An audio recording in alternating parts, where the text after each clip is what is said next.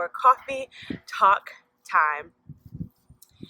And really today I just wanted to chat with you guys about what I do, why I do what I do, and my experiences with children and with parenting that led me to be doing what I'm doing today. So as most of you know, I've been working with children for a very long time in all different environments. And I mean from homeless shelters to schools to homes and communities. It runs the gamut of environments that I've worked with children. And I've seen the spectrum of adult interactions with children. So from parenting to teaching to counseling, I've seen and done a lot. Yummy. So part of what led me to start doing what I was doing was I saw that there was such a disparity between the outcomes that we want from children and the interactions that we put into our children. We want a certain result, we want a certain behavior, but then sometimes we get tied up and tangled up in our own stuff, and it becomes a little more difficult to get the result from children that we really want. But also, I am a parent and was kind of smacked in the face with a taste of what anxiety feels like for a parent. So as most of you know, I am an introvert. I need my alone time and quiet time to be able to really be around people. It's not always pleasurable for me to be around large groups of people. And so when I had my first child, Dylan, I was fine during the morning and I felt like I had a handle on everything, but night times were so anxiety producing for me. Like, that's an understatement. I dreaded night times. I was so anxious when my husband went back to work.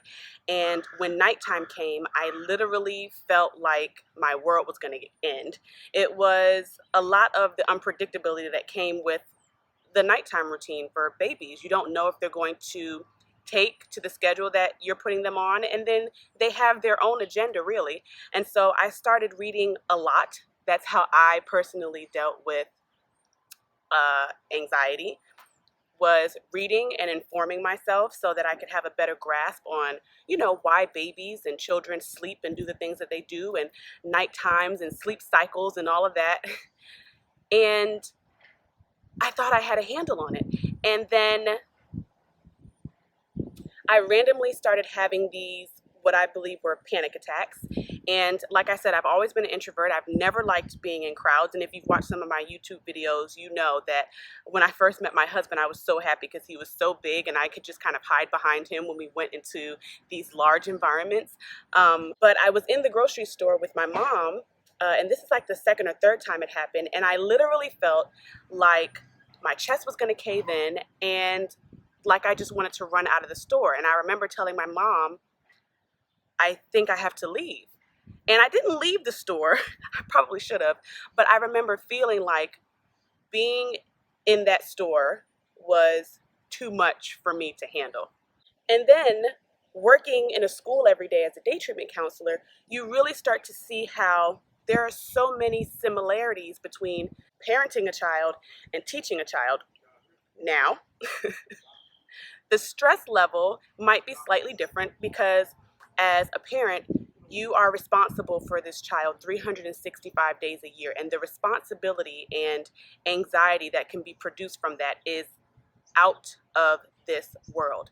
But as a teacher, they spend probably the second most amount of time with children, with our children, than we do. So teachers have this responsibility to make sure that your children are safe and to teach them, which in itself, most of us know, is a very difficult task. And it takes a similar set of skills, but it feels different. So I saw a lot of times parents and teachers having all of these disagreements when really the skills needed to cope were the same. So there was one time where a counselor that I was supervising went into a classroom and the teacher had been feeling so overwhelmed that she literally walked out and left her classroom there unattended and had just walked out of the school. And I don't know how many of you are parents and not teachers or staff who work with children, but if you're a parent, You know that feeling. You know the feeling of wanting to just get up and walk out. Sometimes I say to myself, I just need to leave. I just need to go.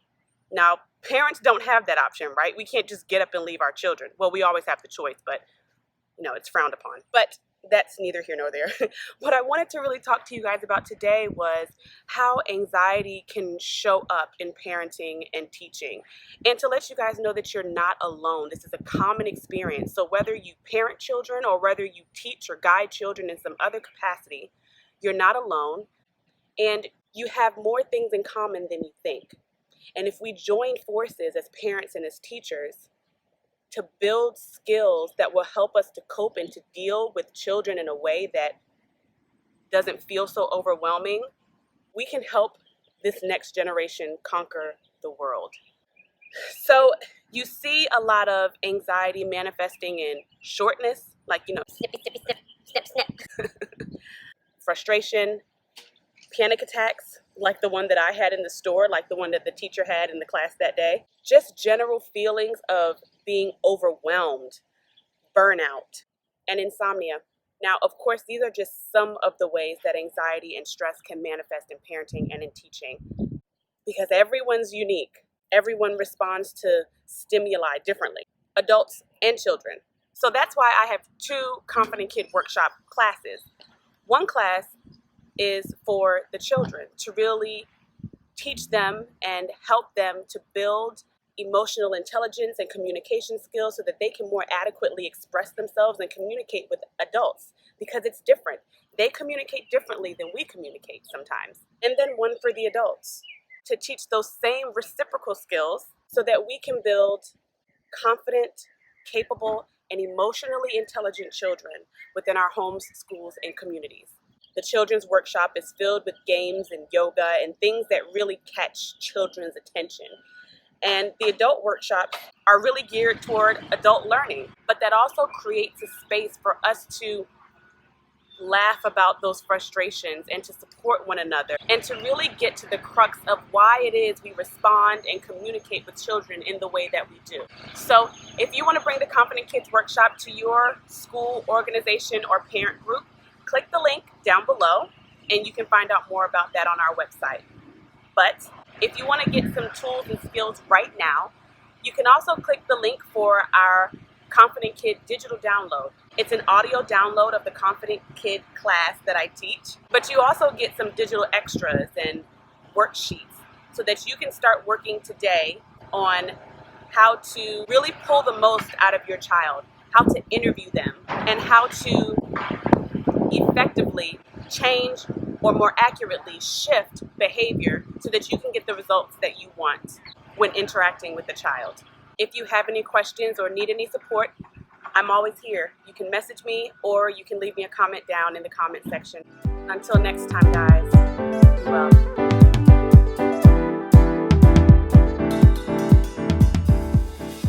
Really geared toward adult learning.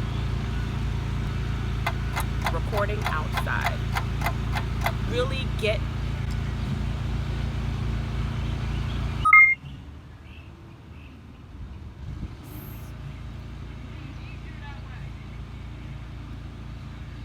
so I'll be more than happy to answer. Is this real?